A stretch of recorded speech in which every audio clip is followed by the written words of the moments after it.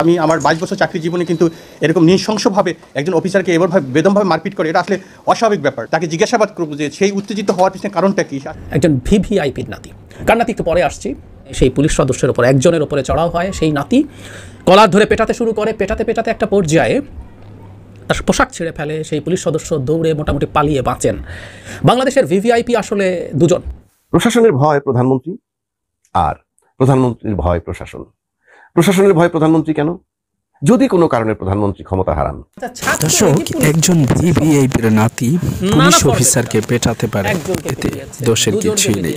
রাস্তার পাশে দাঁড়িয়ে তার কলার ধরতে পারে, তার পোশাক ছিঁড়ে ফেলতে পারে, এবং কি সেখান থেকে পুলিশ কর্মকর্তারা এসেই আবার সেই নাতিকে সসম্মানে নিয়েও যেতে পারে। এটাই বাংলাদেশের গণতন্ত্র কিনা সে বিষয়ে প্রশ্ন করছেন ডক্টর জাহিদুর রহমান। আপনাদেরকে দেখাবো আজকের ভিডিওতে কে সেই ভিভিআইপির নাতি, কি তার পরিচয়, বিস্তারিত থাকছে ভিডিওতে। সাথে সাথে আপনাদেরকে দেখাবো যে পুলিশ ভয় পায় শেখ হাসিনাকে, শেখ হাসিনা ভয় পায় পুলিশকে। কি বলছেন বিস্তারিত দেখুন আজকের ভিডিওতে। প্রশাসনের ভয় প্রধানমন্ত্রী, আর প্রধানমন্ত্রীর ভয় প্রশাসন। প্রশাসনের ভয় প্রধানমন্ত্রী কেন? যদি কোনো কারণে প্রধানমন্ত্রী ক্ষমতা হারান। সারা দেশে এখন চলছে উপজেলা নির্বাচন, এবং এই নির্বাচনকে গ্রহণযোগ্য, বিশ্বাসযোগ্য করার সর্বরকমের ভুয়া চেষ্টা চালাচ্ছে ক্ষমতাসীন দল। ক্ষমতাসীন দলের বক্তব্য, বিনা প্রতিদ্বন্দ্বিতায় কোনো নির্বাচন হতে পারবে না। যদিও প্রথম ধাপে বিনা প্রতিদ্বন্দ্বিতায় 26 জন উপজেলা চেয়ারম্যান নির্বাচিত হয়ে গেছে। অথচ দলীয়ভাবে সিদ্ধান্ত হলো এরকম, প্রয়োজনে ডামি প্রার্থী রাখতে হবে, বিনা প্রতিদ্বন্দ্বী কেউ পাশ করতে পারবে না, দলের বিদ্রোহী প্রার্থী হতেও কোনো বাধা নেই। একটা দেশের ক্ষমতাসীন সরকার যখন এরকম পিকুলিয়ার ডাইরেকশন দেয় এবং সম্পূর্ণ বেআইনি, একতরফা একটা দলের ভিতরে মানে প্রতিদ্বন্দ্বিতামূলক নির্বাচন করে, এবং যেটাকে সরাসরি কাউন্সিল বলা চলে, মানে উপজেলা লেভেলের কাউন্সিল চলতেছে, এটা অন্য কেউ তো নাই, সেটাকে বৈধতা দিচ্ছে। এই আলোচনাটা থেকে আমি যাব যে বৈধতা কিভাবে দিতে পারতেছে বা কেন দিচ্ছে। এবং এই নির্বাচনের একটা বিশেষ দিক হলো, কোনো প্রার্থী ভোটারের কাছে যাওয়ার চেয়ে প্রশাসনের কাছে ধর্ণা বেশি দিচ্ছে। এটার কারণ হচ্ছেই তারা জানে যে এটা পুরাটা কারিশমা প্রশাসনের কাছে, according to the direction of the government. সরকারের সিদ্ধান্ত মোতাবেক প্রশাসন কাজ করে এবং ফলাফল অলমোস্ট 95% সেইভাবেই হয়। সে কারণেই প্রশাসনের দিকে ঝোঁক বেশি, এবং ভোটারের দিকে যাওয়ার ঝোঁক তাদের বেশি যাদের টাকা পয়সার প্রভাবটা একটু কম, কিংবা যিনি তুলনামূলকভাবে অত টাকার মালিক নন। তারা সাধারণত অর্থনৈতিকভাবে দুর্বল প্রার্থীগুলাই সাধারণত ভোটারের কাছে যাওয়ার চেষ্টা করে বা যোগাযোগ বেশি রাখছে। তবে ফাইনালি বিজয়ী হবেন সেই যিনি প্রশাসনের সহযোগিতা পাবেন, আর প্রশাসনের সহযোগিতা তিনিই পাবেন যিনি টাকাওয়ালা।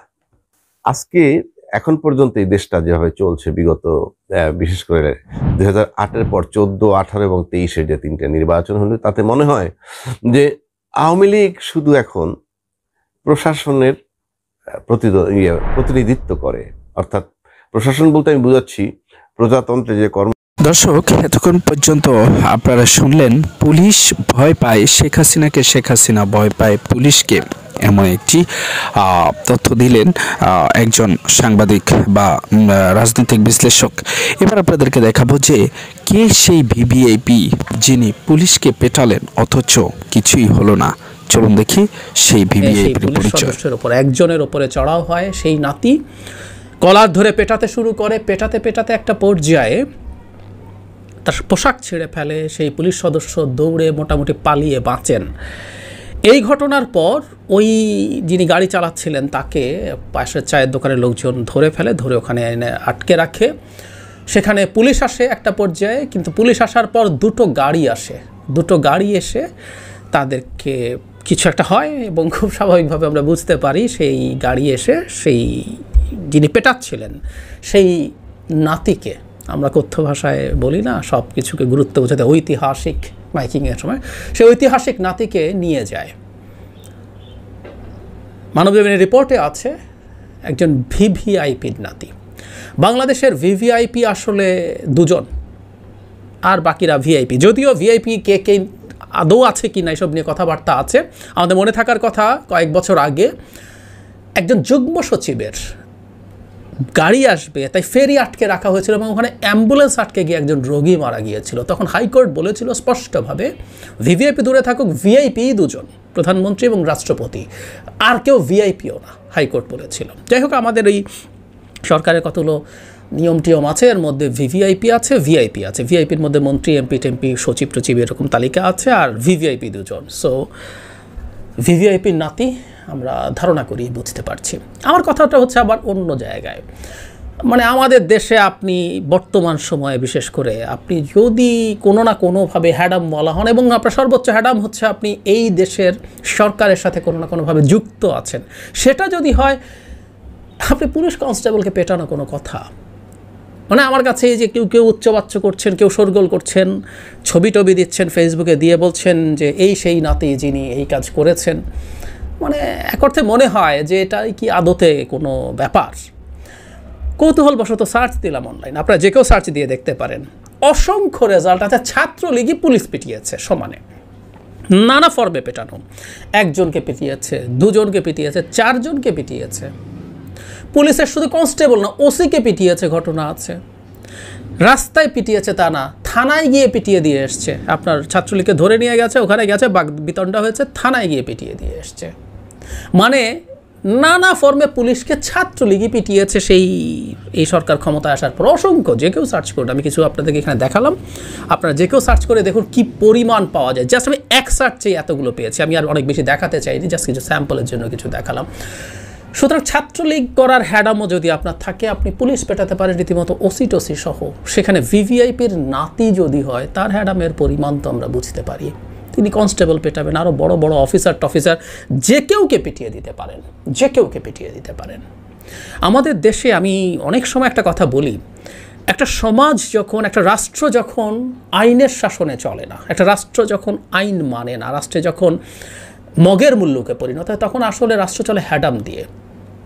যে যতটুকু হ্যাডাম যে কোনো ফর্মে অর্জন করতে পারেন। ওই যে বললাম, আপনার টাকা আছে, এটাও হ্যাডাম। আপনি গাড়ি চালান, আপনি বাইসাইকেলের সাথে লেগেছে, আপনার দোষ হলেও আমি সাধারণ মানুষ, আমাদের অন্য কোনো এক্সট্রা হ্যাডাম নেই, কিন্তু আমি একটা গাড়ি অন করি, আমি সাইকেলওয়ালার উপরে চড়াও হব, আমি রিক্সাওয়ালার উপরে চড়াও হব। যিনি রিক্সা চালান উনি আমার চাইতে যেহেতু ভালনারেবল আছেন, তার উপর আমরা চড়াও হব। আমি যদি কোনো সরকারি চাকরি করি, গাড়ি উল্টা দিকে চালানোর প্র্যাকটিস আমরা দেখেছি না, সরকারের আমলারা, পুলিশের হাই অফিসিয়ালসরা উল্টো দিকে গাড়ি চালাতো, হ্যাডাম আছে। আপনি চাকরি করেন, বড় চাকরি করেন, এবং যেহেতু এখন সরকার প্রশাসনকে দিয়ে ক্ষমতায় আছে, তাই তাদের বিরাট হ্যাডাম। আপনি বড় ব্যবসায়ী হন, হ্যাডাম। আপনি সরকারের অলিগার্ক হন, হ্যাডাম। আপনি ক্ষমতাসীন দলের কোনো পদে থাকেন, আপনি ক্ষমতাসীন দলের এমপি হন, মন্ত্রী হন, কিংবা ভিভিআইপি হন, আপনার অকল্পনীয় রকম হ্যাডাম তৈরি হবে, আপনি যা কিছু তা করতে পারেন। সুতরাং মগের মূল্যকে এটাই হয়, সে সেটার ভিত্তিতেই তার সক্ষমতা দেখায়, সেটার ভিত্তিতেই সে তার সক্ষমতা দেখাতে হয়। এটাই সমাজে তার আসলে মানে তার শক্তি যেহেতু অ্যাস্টাবলিশ করে।